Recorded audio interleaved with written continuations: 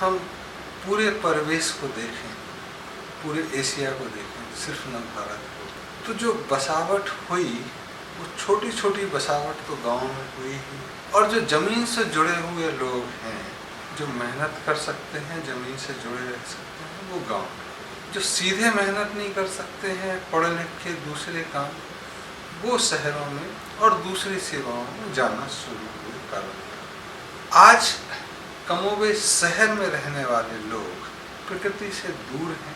उनको कईयों को तो ये भी लगता होगा कि गेहूं फैक्ट्री में होता है, चावल फैक्ट्री में, दाल फैक्ट्री में। तो ऐसे लोग स्ट्रेंथ कैसे हो सकते हैं जिनको जमीनी खबर नहीं।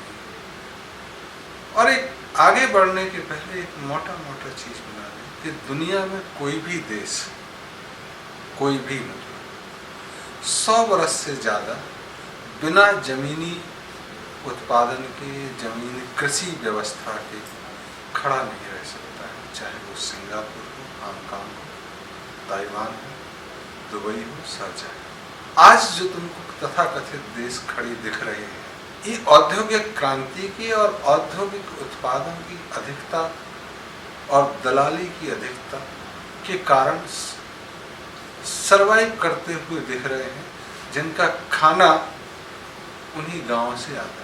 तो जहां से खाना आता है वो कमजोर कर दिए जाएं, ये अलग बात है, लेकिन मूलतः तो वो ताकत ही होते हैं। आज आप जहां बैठे हो एक प्रोसेस इंडस्ट्री में, तो यहाँ से ही मुनाफा हेड ऑफिस को जाएगा। तो ये तो मूल है।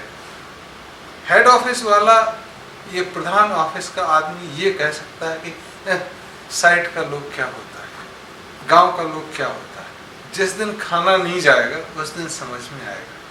तो पहली चीज ये समझना कि बेसिक नेसेसिटी, बेसिक जरूरतें पूरे करने वाला क्षेत्र, समाज, अखबार, टेलीविजन, उसको कुछ भी कहे, वह ताकत ही होता है और ताकत ही रहे। शुद्ध खाना आएगा तो लोग शुद्ध रहेंगे। बैक्टीरिया, फर्टिलाइजर के अवशेष या कीटनाशक खाने में आएगा तो बीमार हो। तो मूलतः तो खाने पे ही ध्यान है। तो आज जो उनको वीक समझ रहे हैं या वीक कर रहे हैं, जो उनके खाने से बढ़ेंगे तो खुद भी वीक होंगे। दूसरा चीज है कि अगर हमको स्ट्रेंथ डेवलप करनी है तो गांव की स्ट्रेंथ डेवलप करनी है। पहली चीज कि जहाँ से खाना आ रहा है, जहाँ से मूल आ रहा है, जड़ है, तो जड़ तो स्ट्रेंथ ही होती है। पेड़ कितना भी बड़ा हो तो मूलतः जड़ है। अब अगर जड़ वीक समझ ही जा रही है, ये प्रश्न उठ रहा है कि क्या वीक तो नहीं है। तो अगर वो वीक है तो कल के दिन आप फिर गिर सकते हो, चाहे वो कोई भी देश हो, ज्यादा लंबे समय तक रह नहीं सकते। तो दूसरा जब प्रश्न उठ रहा है कि वीक है नहीं, तो मतलब कुछ ना कुछ तो कमी है कि वीक लग रहे हैं। तब देखना होगा कि क्या उन्हें अपनी मेहनत का मेहनताना मिल रहा है, क्या जो मूलभूत सुविधाएं होती हैं वो उन तक ठीक पहुंचती। क्या ऐसा तो नहीं कि कोई पुराना शासक आपसे सरोकारें नहीं रखता, आपका खून चूसने के लिए है। तुमने कहा कहाँ से चूसा जा सकता, तो बोले खेती एक लगातार देने वाली चीज है, वहाँ एक दाना डालो 100 दाना निकलेंगे। तो किसानों से लूटा जा सकता है, तो 1 लगान, 2 लगान, 3 लगान, पानी नहीं बरस रहा है तो भी ब्याज, उस लगा के वो कमजोर किए गए। आप कैसे कह सकते हैं कि जिस देश में, जिस दुनिया में पूरी राज सत्ता कृषि पे लगान के बल पे चलती थी, आज वो कमजोर है? तो कुछ न कुछ इसके कारण है।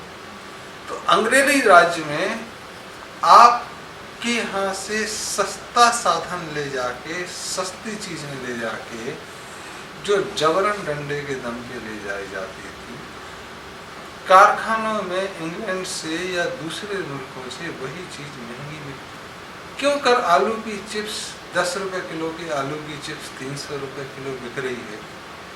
तो कमजोर किया जा रहा है। चाहे उसमें प्रचार माध्यम शामिल हो, चाहे सरकार शामिल हो, चाहे आपके नियम। 2 के अलावा तीसरा तो नहीं हो सकता है कि आलू कमजोर है और चिप्स महत्वपूर्ण है। तो प्रचार प्रसार और सरकारी नियम 2 ही इसमें जिम्मेदार है। तो जब सस्ता गेहूं ले जाया जाएगा और आपकी मूसली गेहूं से बनने वाली 30 गुने दाम पर बिकेगी, तो गांव का किसान तो कमजोर हो गई जो मूसली खाएगा या कुछ और खाएगा। अंग्रेजी राज्य में आपकी कीमतें कम की गई, और तब से फिर जब हम पहले कहे कि पूरी की पूरी अर्थशास्त्र के मूल नियम परिवर्तित किए गए कि मूलभूत चीज़ें सस्ती होनी चाहिए, मतलब गेहूं, चावल, आटा, दाल ये सस्ते होने चाहिए। इसका मतलब किसानों की चीज़ सस्ते में उपलब्ध होनी चाहिए। अगर किसानों की चीज़ सस्ते में उपलब्ध है तो खेती से जुड़े हुए हर सदस्य की आय कम होनी चाहिए, तो कमज़ोर तो हो ही जाएगा। पैदा भी करेगा और बेस्ट क्वालिटी एक्सपोर्ट क्वालिटी हो जाएगी, मतलब वो खुद नहीं खा सकता। मतलब केक बना रहे हैं और खा नहीं सकते, बड़ी विकट स्थिति है। जबकि सारे रसोइया अपना खाना तो चखी लेते हैं थोड़ा बहुत, तो ये कमजोर किया। स्वतंत्र देशों में चाहे पाकिस्तान, भारत, बांग्लादेश, इसको समर्थन मूल्य दे दिया। समर्थन मूल्य दिखाने के लिए है कि अधिकतम मूल्य है, लेकिन जैसा भी बाजार चलता है कि सरकारी रेट जो भी होता है बाजार का रेट उसके इर्द गिर्द घूमता है। अगर आज दिल्ली में फ्लैट सरकार 60 लाख का बेचती है तो तुम मान के चलोगे कि 60 लाख के आसपास प्राइवेट मकान घूमेंगे। खरीदना होगा प्रॉपर्टी डीलर को तो 60 से 2-4 लाख कम बोलेगा, और बेचना होगा तो 60 के 5-10 ऊपर। लेकिन 60 एक समर्थन मूल्य, मतलब मैक्सिमम प्राइस सरकार कह रही है, लेकिन वो बेसिकली मिनिमम प्राइस आपको इंश्योर कर रही है कि भैया इतने पे ही बेचना है, तो इससे ज़्यादा तुम्हारा माल बाजार में नहीं बिकेगा। तो जब सारी लागत लगाओ, बीज की, पानी की, फिर खाद की, फिर कीटनाशक की, तो देखोगे कि न्यूनतम मजदूरी भी नहीं मिल रही है 4 आदमियों को, जबकि सबसे ज़्यादा फसल। इसलिए कोई भी बिजनेस हाउस खेती के धंधे में शामिल नहीं। वो खरीद फरोख्त और फॉरवर्ड डील में तो शामिल है, लेकिन मूलतः खेती में शामिल नहीं। हाँ, अब कुछ जगह कॉन्ट्रैक्ट फार्मिंग की बात जरूर है कि कॉन्ट्रैक्ट फार्मिंग में गेहूं चावल पैदा करने की नहीं है। उसमें वही संतरे कैसे उगाओगे, अनार कैसे करोगे, तो ये जो कुछ चीज़ें हैं जो कॉन्ट्रैक्ट फार्मिंग में लाई गई, इससे बाकी उर्वरा शक्ति की खत्म होने की डर समा गया है। और कॉन्ट्रैक्ट फार्मिंग है, नहीं निकलेगा तो किसान को देना पड़ेगा, तो एक दूसरा खतरा। कई जगह तो खेत के खेत पहले खरीद लिए जाते हैं, तो उसकी जो स्वतंत्रता थी वो खत्म हो गई। उसमें व्यापारी जरूर उतरे। जो देश में एक स्वतंत्रता का प्रवाह रहे उसके लिए खतरनाक है। इसके बाद जो चीजें आई कि आपने वहां से लेना तो चालू रखा फसल। आप किसी भी देश का बजट ले लें, भारत का, जिस वर्ष मानसून और फसल ठीक नहीं होती उसके बाद अर्थव्यवस्था सारी खराब सी दिखती है। जिस वर्ष मानसून अच्छा दिखता उसी साल सरकार उचकती हुई दिखती है। मार्च से अप्रैल से महंगाई बढ़नी शुरू होती और वित्त मंत्री कहते 2-4 महीने में महंगाई सस्ती हो जाएगी, मतलब पानी बरसेगा फसल आएगी तो सस्ती हो जाएगी। उनका करना कुछ नहीं। तो ये तो जाहिर है ना कि सारी चीजें कृषि पे आधारित हैं, यहाँ हो चाहे अमेरिका हो।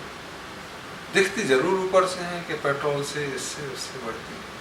तो ये स्ट्रेंथ बनी रहे, इसके लिए हमको जरूर काम करना। ऐसा नहीं कि स्ट्रेंथ वीकनेस लगे।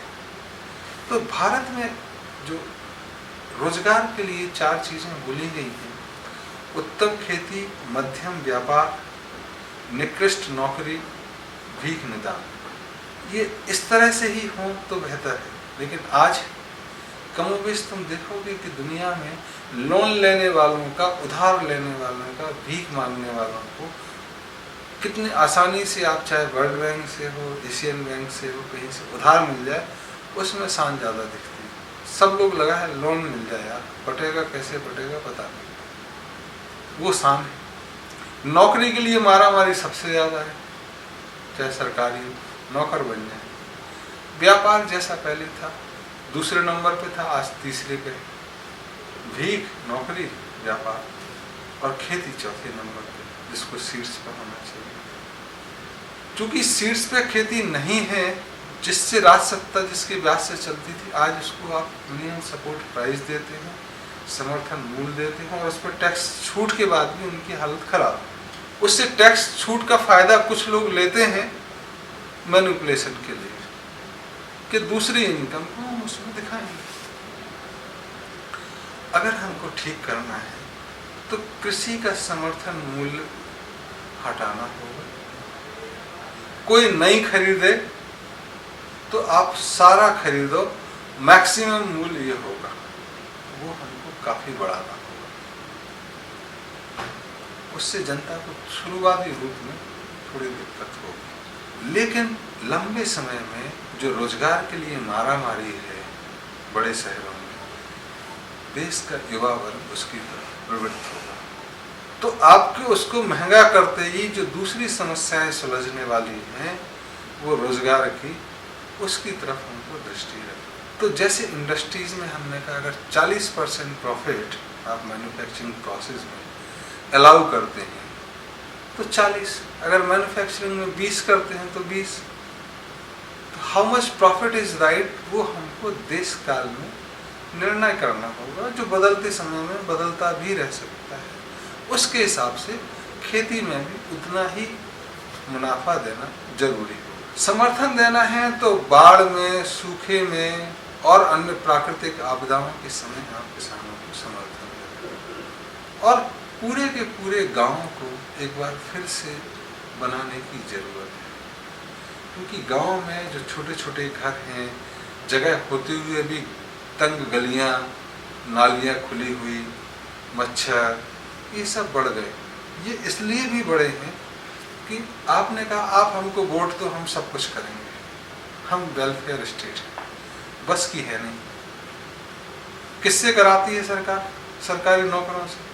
सरकारी नौकर अगर पूरे देश में देखेंगे तो 2 करोड़ लोग, 2 करोड़ लोगों से 120 करोड़ की सेवा कैसे होगी, वो भी 8 घंटे में। तो आपने उनसे काम छीन लिया जो वो स्वतः करते थे, सफाई का, घर का, और आप कर नहीं पा रहे हैं। तो एक लोकतंत्र में हमको वेलफेयर स्टेट हटाना होगा कि नहीं भैया, हम कुछ चीजें करेंगे, कुछ आप करेंगे। कम से कम अपने नाखून तो काटेंगे, अपना बाथरूम तो साफ रखेंगे, वो भी सरकार करने के मूड में कि हम बाथरूम भी साफ करेंगे, तो कहेगा नहला भी दो हमको। ये एक गलत दिशा में सोच है। श्रम का सम्मान जरूरी है सब चीज़ों का। सफाई के बारे में हम बाद में चर्चा करेंगे, लेकिन ग्राम स्तर पे एक पूरी की पूरी संरचना एक इस वजह से है कि ताकत बनी रहे, कमजोर ना हो, खेत खलियान समृद्ध रहे। दूसरा इसलिए कि जो